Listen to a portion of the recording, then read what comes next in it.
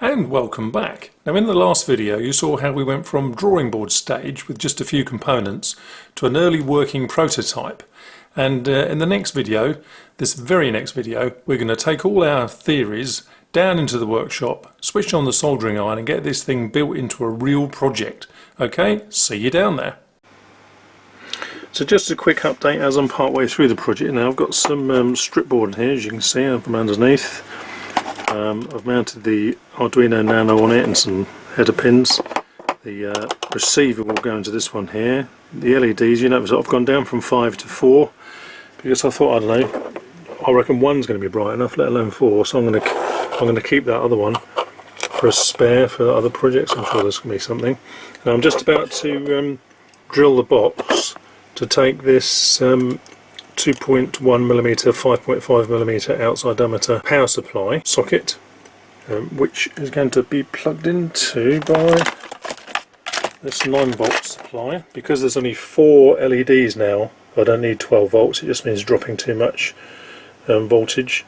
So I'll use a 9-volt and that plug will go into that socket.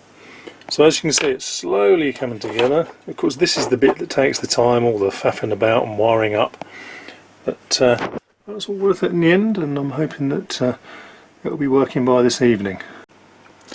Now just before I drill the hole for this socket into this project box, I've drilled a pilot hole, as you can see, but one of the brilliant tools I've got is one of these things. They're sort of stepped,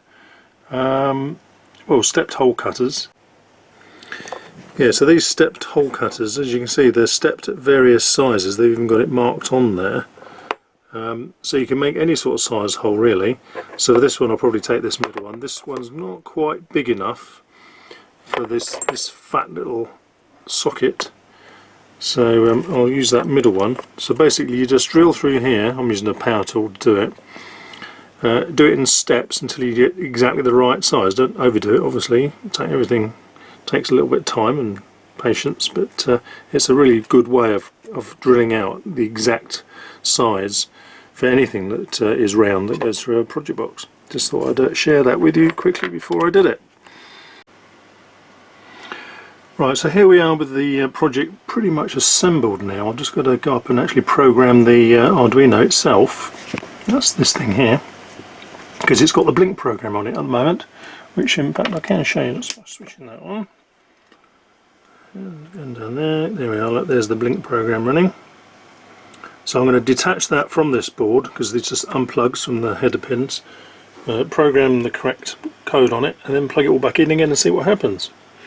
And just to go and show you that everybody has problems with projects, it's taken me about half an hour to find out where there was a short on here on the power supply. You remember we drilled the hole for this power supply, and when I plugged in the power supply, without this plugged in, just testing continuity and voltages and so forth, there was a short, and it's taken me all this time to figure it out. So there we are.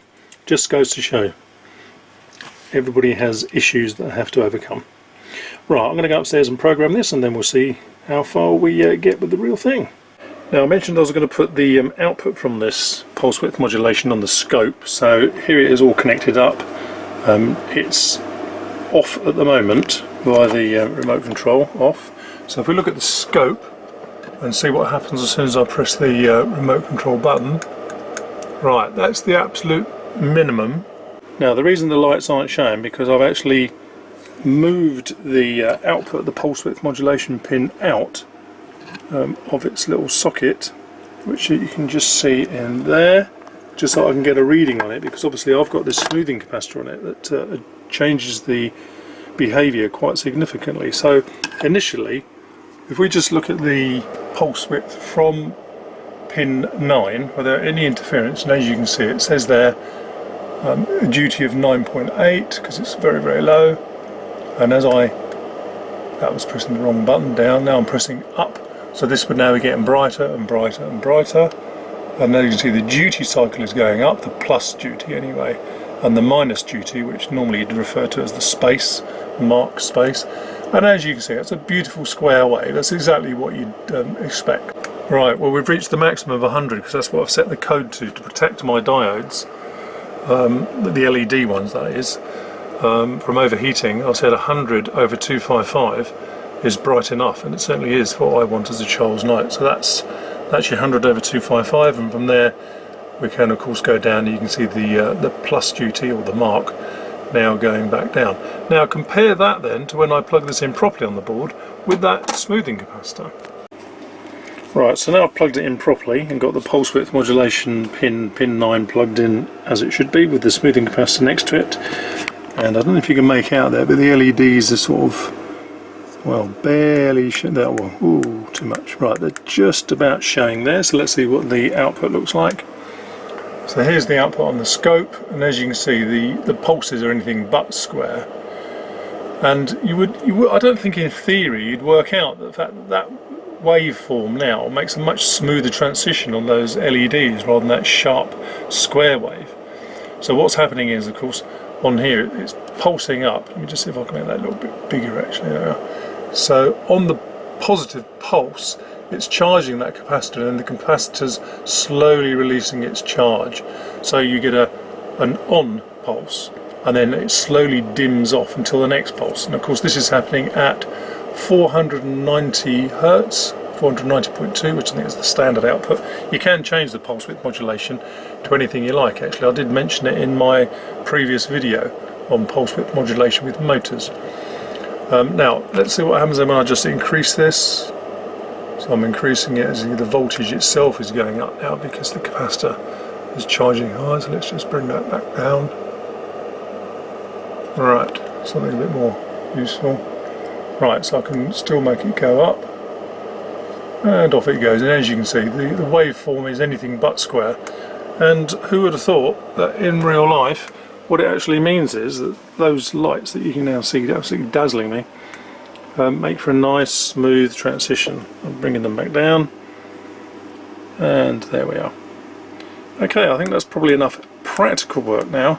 Oh, there's one tiny little other thing I'm going to do. I'm going to fit LDR, light dependent resistor, because I thought it'd be quite useful to have this box sort of switch off automatically when the light in the bedroom reaches a certain minimum value. So, you know, during the summer at 5 o'clock or something, it just switches off. So what I'm going to do is wire one of those up and change the code accordingly. Okay, the project is now effectively finished. I'm just about to put the lid back on, but before I do, I thought I'd just walk through a few things. I've installed the light dependent resistor behind here. As you can see, I've got a very high-tech solution here to prevent light leakage from these red lights leaking into the hole there that has the light dependent resistor on. That's called blue tack. Oh yes, the USB socket here, even though I put it as far down as I possibly could on the board, I orientated the board that way so that I could plug in the plug here. I can't get a plug in. I've got a right angled mini USB somewhere. I'll have to use that if I want to reprogram this. So the LDR is plugged into one of these analog pins. Can't remember which one now. A1 I think. Yes, A1. And I've set that to some sort of arbitrary value that I've tested out here in the workbench. So I can give you a quick demo of what happens. So we're lit up at the moment by the overhead light, so it's not going to let the light come on. It will try and come on. So if I say on, now you see it's flashing, because what's happening there is the light's coming on, and then the next bit of the code, which we'll go through soon, says hang on a minute, it's not night time, I'm switching off again. So you get this flashing, which I think is quite good because it means you can tell immediately what's going on. So if I unplug the light above my workbench to put it into darkness, near darkness anyway, you can just about make out the board there with the light of my monitor. So if I now turn it on, there we are. Whoa, that's dazzling full power. So let's turn that off again, and let's put it up a little bit. So that's still quite high. I must have been experimenting a lot with this. I'm trying to just bring it down. Whoa, too far. So there we are. That's on the camera. It's a very different effect to what you get in real life actually. So I would say that's probably still too bright. That's probably about as bright as I'll have it in real life, and you can see that's on. Now if I hold this towards the monitor to emulate dawn approaching or something, there we are, off it goes automatically. Right, next stop, code window, all that will be done in my studio, not here. Okay, here we are with the code window then. Now this hasn't changed an awful amount since we started with the prototype, 2 or 3 days ago. But let's just whiz through it. We've defined some switches here, plus the pulse width modulation pin. That's pretty standard. Here's the extra light dependent resistor pin that I did mention to you that we're going to put on there just to switch the thing off. So I've chosen A1 for that because it was nice and convenient.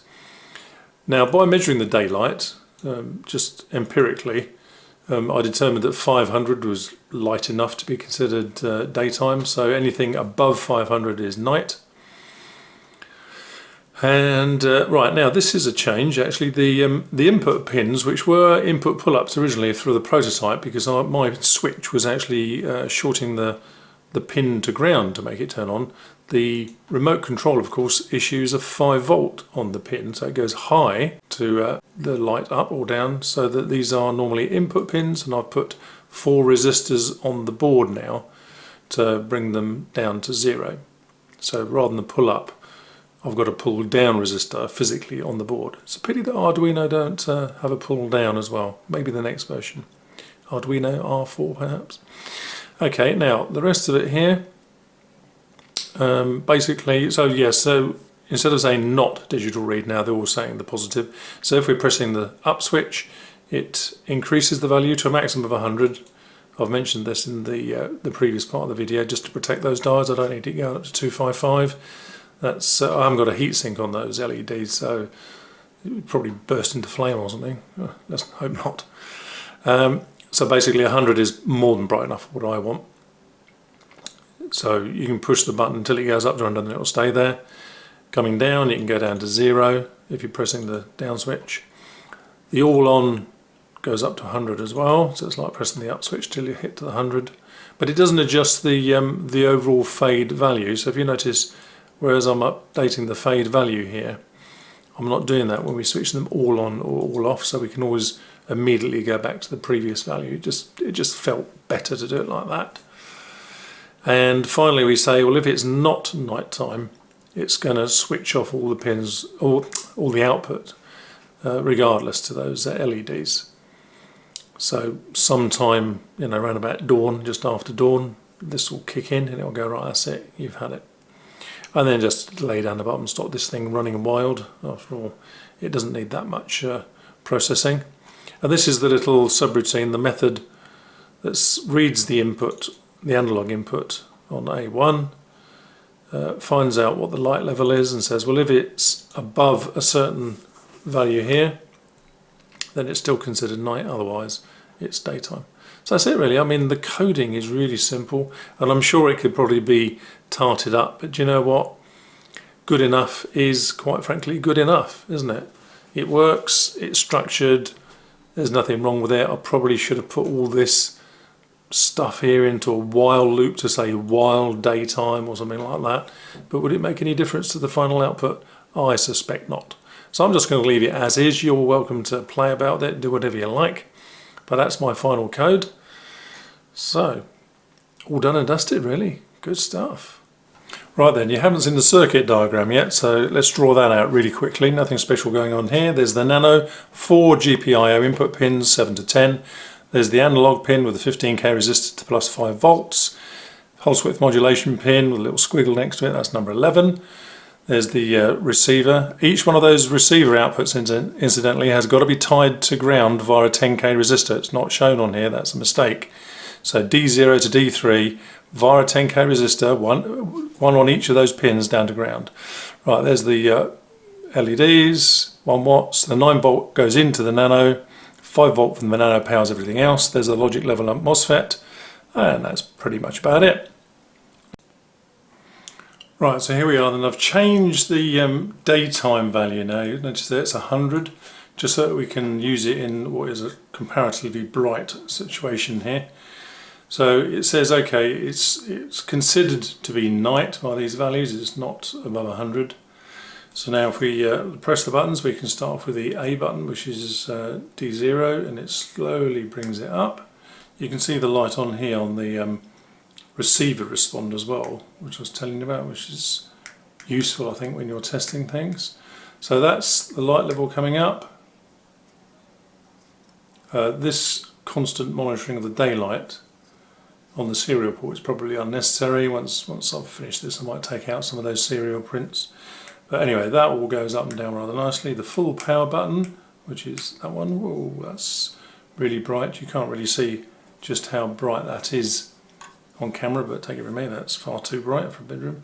And all off.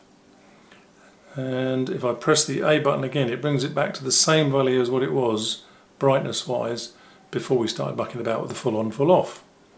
So there it is.